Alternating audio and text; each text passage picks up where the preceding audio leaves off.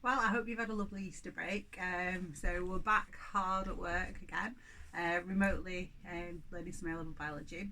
So I thought today, in the first part of two videos for this week, I'm going to do a bit of a recap of some of the information that I shared with you on the adaptations of the vessels and the use of the xylem and how water moves through the xylem, and also the use of the potometer to measure transpiration rate.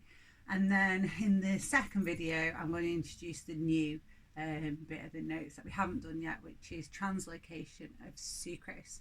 So let's get cracking with our recap first of all.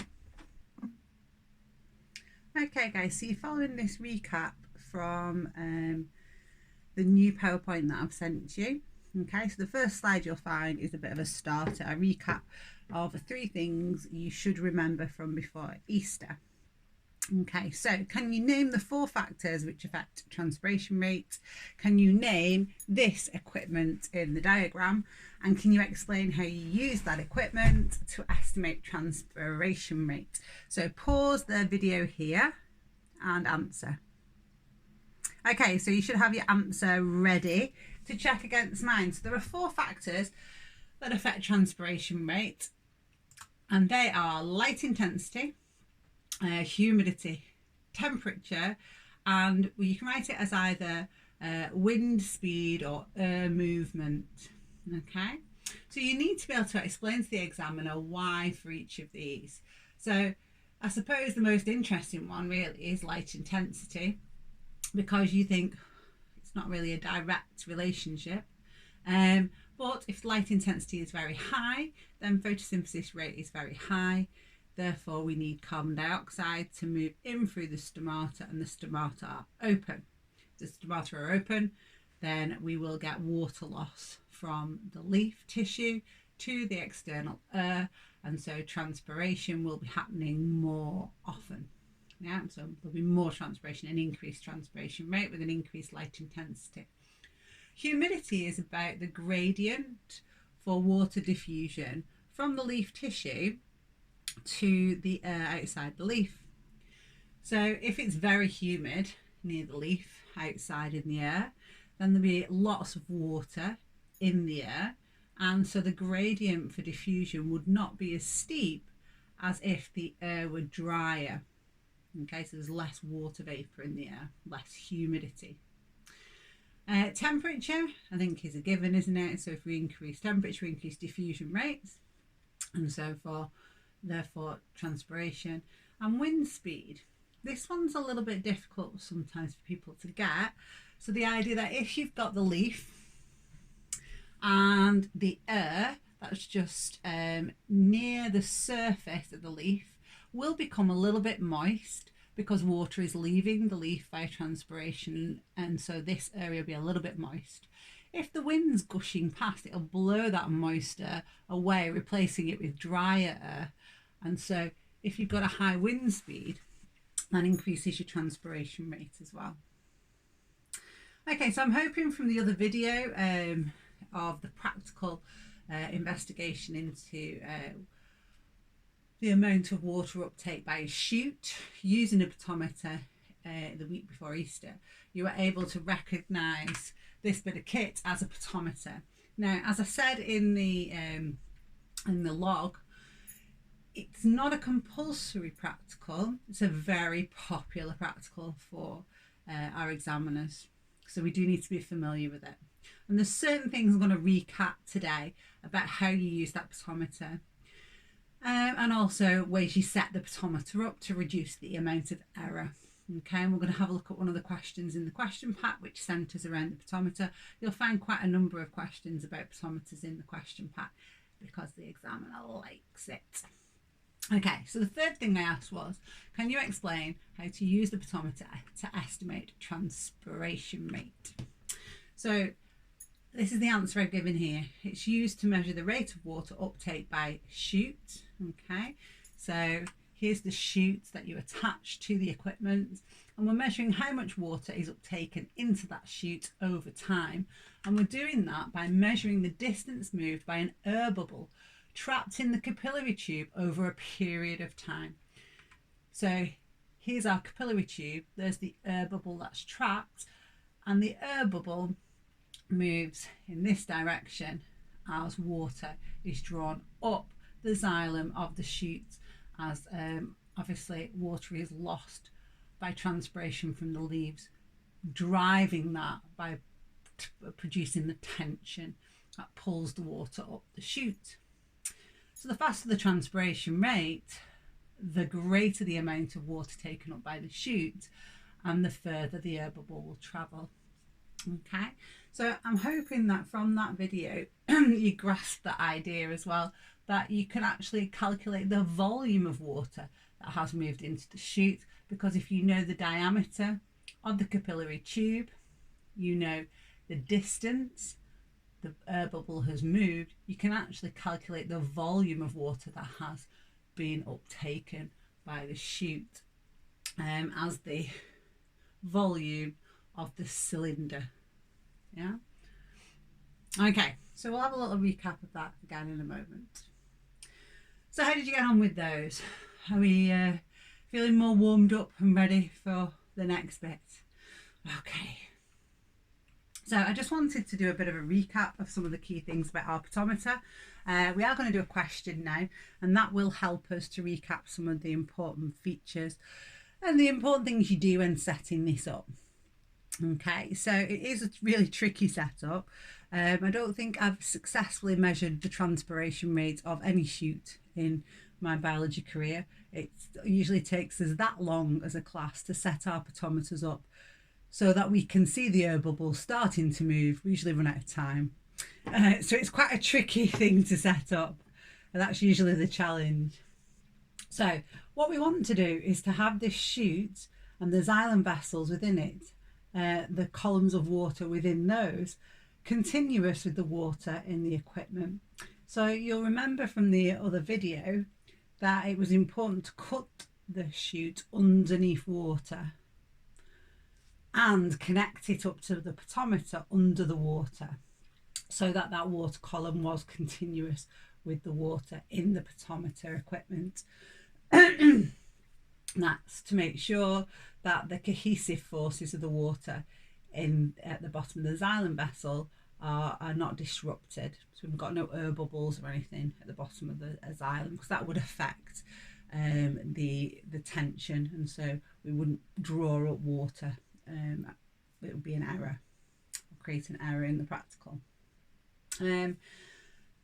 This bit of the equipment sometimes confuses people, so we understand why we connect our shoot up to this column of water that runs through the capillary tube,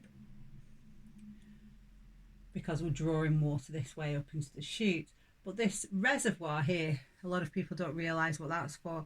You usually get a sense of this when you do your practical yourself, because you want to do repeat experiments. So if you imagine that we are watching the air bubble for 10 minutes, and we want, in 10 minutes the air bubble moves all the way along this scale to here. Okay, we can calculate the volume of water that's been uptaken into the shoot by calculating the volume of that cylinder. And the size of the cylinder, of course, is the length the bubble has moved. I'll want to then repeat the experiment for the same shoot in the same setup. To do this quickly, I can release water from the reservoir, and that pushes water back into the equipment this way, returning the bubble to the start. Okay. Other things that you'll have noted, all of the joints get sealed with Vaseline. Again, this is to prevent any air entering the equipment that could disrupt the cohesive forces between the water molecules, and then you won't get a good measurement of the actual movement of water into the chute. Okay, right, so into your question pack now then. So you need your question pack out, and we're going to question 8 in the question pack. Okay, so this is a potometer question. So it's about measuring that transpiration from a leafy shoot. Okay, so the investigator used a potometer to measure the rate of water uptake by the shoot. The diagram shows the potometer used by the student, so very similar to the setup we've just been having a look at there. Okay, so you'll find that there are a number of practical questions now. Okay, so the first one is to give an environmental factor that the student should have kept constant during the investigation. So remember, this is anything that would affect the rate of transpiration. The student cut the chute and put it into the potometer underwater. Explain why. The student wanted to calculate the rate of water uptaken by the chute in centimetres cubed per minute. That's volume per unit time. What measurements did she need to take? That's 2 mark points. Part D, the student assumed that water uptake was equivalent to the rate of transpiration. Now, this is a good question. Give 2 reasons why this might not be a valid assumption. Okay, so remember, in this practical, we're making an assumption that the water uptaken into the chute is the water is equal to the volume of water that is being lost by transpiration from the leaf, because it's replacing that water. But of course, the water might have other uses as well within the plant, or other processes might produce water, so it might mean that that's not quite valid. Part E, the student measured the rate of water uptake 3 times, suggests how the reservoir allows repeat experimental measurements to be made, and finally suggests why she made repeat measurements. So pause there, answer your questions, and then join me again. Okay, so let's have a look at the answers then. So first question was, give an environmental factor that the student should have kept constant during the investigation. So we're looking for any of our 4. Light intensity. Now you do, although it's in brackets on the old spec, new spec, you have to have intensity there. Or temperature, or air movement, or humidity. Okay, so it's 1 mark for any of those. Second one, the student cut the chute and put it into the potometer underwater.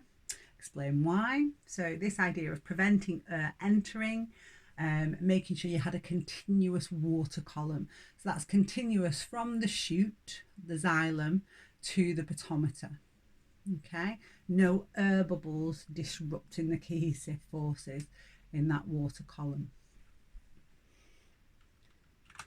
Part C, what measurements did she have to take? Well, she had to measure the distance moved by the bubble and the time.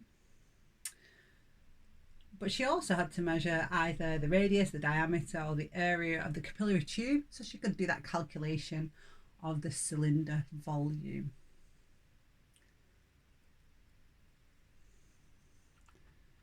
Next question. She has assumed that water uptake is equivalent to rate of transpiration. Give 2 reasons why this might not be valid. Well, I would go straight in for things I know involve water. So I would have said, well, it's used in photosynthesis or produced in respiration, or you could have had condensation reactions and hydrolysis as well. So I will give you that mark point if you went for that instead. Okay, so it's equivalent to that mark point there. You could have said that water is used in hydrolysis and produced in condensation reactions within the plant. But also, the other mark points have to be different. So they're all metabolic mark points. So to provide turgidity or support, so the idea that the vacuole might fill with that water, and the idea that you might not have sealed all the leaks is also given there. Okay, next one. So it says the student measured the rate 3 times. How did the reservoir allow repeats to be made? Well, the reservoir, when you open that valve, returns the bubble to the start. So that's why. And why did she do those repeats finally? Because if you do repeats, you increase reliability of your results, because you can identify anomalous results. On the new specification, repeats also allows you to do a statistical analysis, so that would always be another mark point on the new spec. So repeat experiments allow statistical analysis. Right, super. So you'll find a few other questions on potometers in your question pack. Okay, but we're not going to go there today. We're going to now do a bit of a recap of your knowledge of, she said, I'm lying. We are going to do question 3. Okay, so there is one more question we're going to have a look at now. So this is question 3 in the question pack, so you'll need to go forward in your question pack. This one is a bit different. So this one's an interpretation one. This is AO2 rather than AO1 on the practical. So a student put a leafy shoot from a laurel plant into a potometer, as shown in the diagram. A student put a second leafy shoot into another potometer. So this idea that we've got 2 shoots now, and we're doing a comparison. The student smeared the leaves of each shoot with petroleum jelly. Okay, it's important that they tell you that petroleum jelly is a waterproofing agent, so water cannot move through that jelly. So you're effectively preventing transpiration when you use that jelly. A different sequence of treatments was used for each shoot, as described in table 1. In each experiment, the student recorded the distance moved by the air bubble in 2 minutes.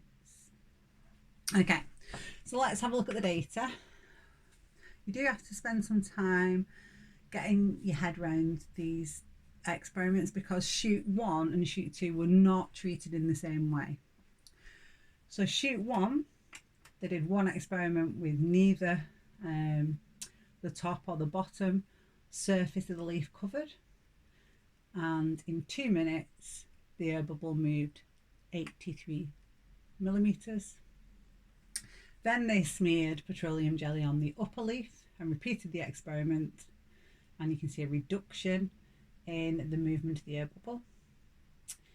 And then they did the same thing with the upper and the lower. But shoot 2 wasn't treated in the same way. The first experiment was the same. Okay, and it has got a slightly higher transpiration rate, so there might be more leaves, greater surface area to that particular shoot. But in their experiment, the next, they smeared the jelly on the lower leaf first, so in the second experiment, and then the upper and the lower. Okay, so the leaves of the laurel have stomata only on the lower epidermis. So the stomata, the pores through which water diffuses out of the air space of the leaf and then evaporates from the surface of the plant, are only found on the lower surface. There are no stomata on the upper surface. It's really important to the experiment that we get that. Okay, so now you're looking at the data and you need to use the data in your answer because it says what evidence in the table shows, and then there are 3 things you're looking for. So can I ask you to pause the video and have a go at this question on your own and then join me again to go through. Okay, so what I have done is I've done some example answers now for us to review with the mark scheme, and you can compare your answers to these. Okay, so what evidence in the table shows that water loss occurs mainly through the stomata of the leaves for 2 marks? So the student has written, there is a much greater reduction in the uptake of water by both shoots when the lower surface is covered with petroleum jelly.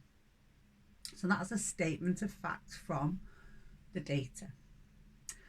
Also in shoot 2, when the lower surface was covered, this resulted in a reduction from 95 to 18 millimeters. And in shoot 1, when the upper surface only was covered, a reduction was only from 83 to 65 millimeters.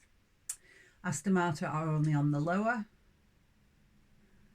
this data supports most loss is via the stomata, as the jelly would block these pores.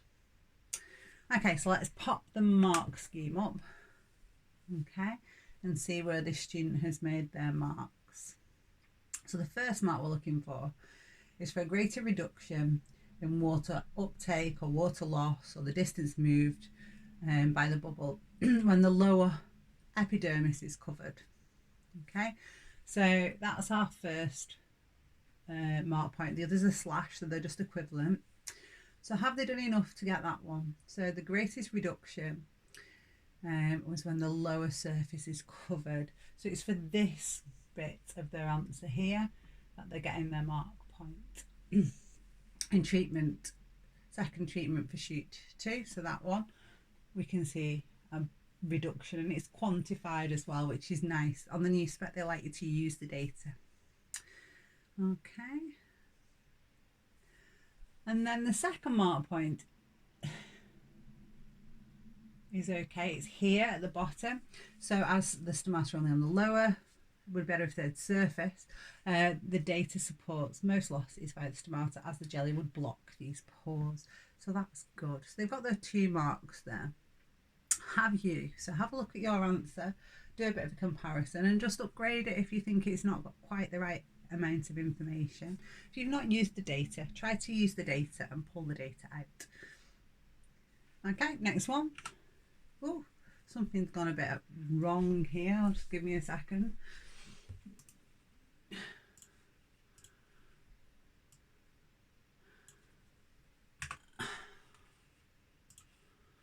Okay, so evidence this time in the table that water loss occurs partly through the cuticle of the leaves, 1 mark. So the student has written, in the experiments which covered the upper only in sheet 1 resulted in a reduction in water uptake, even though there's no stomata in the upper surface. So loss must be directly through the cuticle. Nice and clear. Let's have a look at the mark scheme. Now, for the mark scheme, they said for sheet 2, water is still taken up or still lost when the lower surface was covered. Okay, so that's a different answer to the one this student's gone for.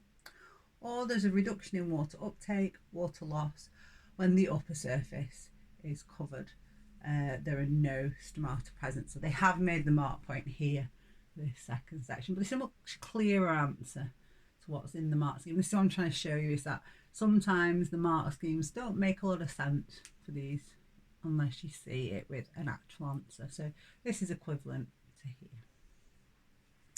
Okay, and the third part was partly through regions of the shoots other than the leaves. Okay, so this is where you would be focusing in when you've covered both leaf surfaces. So in the experiments which covered both sides of the leaf with petroleum jelly, water was still uptaken. So water must be being lost by another region in the shoot too. So that's a nice clear answer. It's a good answer. And the examiner said in the mark scheme, some water is still uptaken or lost when both sides are covered. So that is a tick for that.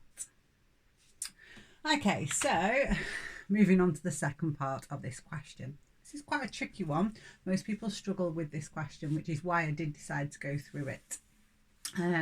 So table 2 shows the rate of flow in the xylem of a tree measured in one side of the smaller branches at the top of the tree and in the trunk. So this is your smaller branches at the top of the tree, and this is the trunk. The measurements were made at intervals throughout the day, and it was a summer day. So this idea that it's going to be warm and there's going to be high light intensity, and particularly peaking at midday.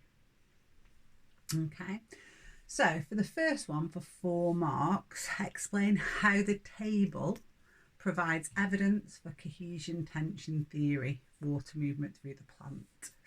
So cohesion tension theory, we know, is that description we learnt before Easter, that is the loss of water from the leaf surface by transpiration, creating a water potential gradient across the leaf tissue. So water moves across the leaf tissue down that gradient, removing water from the top of the xylem.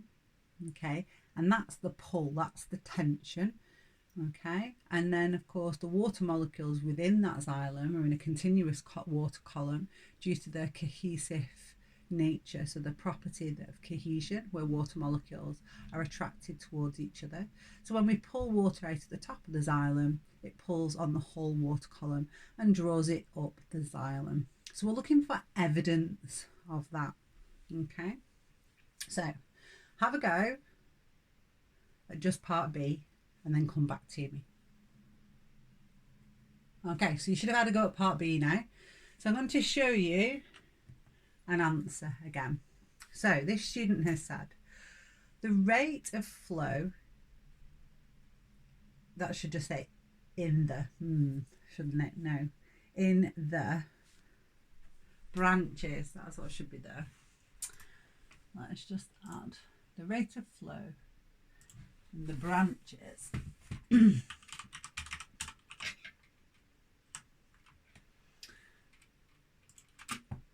see if that makes sense now. The rate of flow in the branches is highest at 12 o'clock. So that's midday. You can say midday if you like. Okay. When it's brightest and warmest in the day. And that's when the transpiration rate is going to be the highest. Now remember, the transpiration is what is the tension, creating the tension, the pull.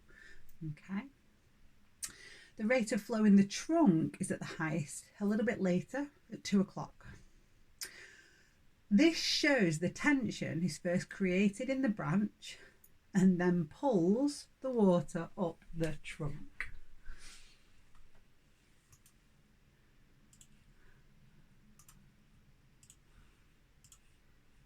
Okay, so that's what the data is showing. So if you look at the data, okay, this is the peak in flow in the branches, but that's the peak in flow in the trunk. So this is evidence that the flow rate is highest in the branches as when the transpiration rate is at its highest. Okay, and that is then pulling on the trunk, which is further down the plant, isn't it? Further down the plant, later on at 2 o'clock. Okay, now that's your evidence, hopefully. Then we do need to always explain, because we've talked about tension when the questionnaire said cohesion tension theory. So we've covered the tension, we need to cover the cohesion as well. So cohesion is the force of attraction between water molecules which holds them together as they're pulled up the trunk and into the branch in a continuous flow or a continuous water column. That's fine. Okay, right, so let's pull up the mark scheme now. So first one, increased flow in the branches occurs before an increased flow in the trunk. So they have given that because they've given it in terms of time. And in fact, it's a good answer because they've been very clear and used the data. Mark point number 2, occurs during the warmest, brightest time of the day, where you'd have stomata fully open when there's maximum transpiration. So they've said when transpiration rates are highest. So they've got that second mark point there. The third mark point is for the transpiration pulling water upwards, causing the tension. So they have said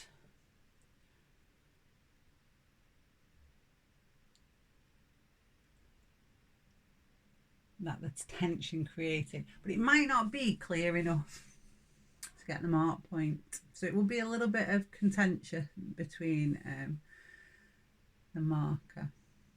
Definitely implied, might not be clear enough. So in your answer you might want to say the transpiration, this water loss from the leaf surface, creates the tension that pulls the water from the through the branches and pulls the water up the trunk as well. You might want to add a bit more detail.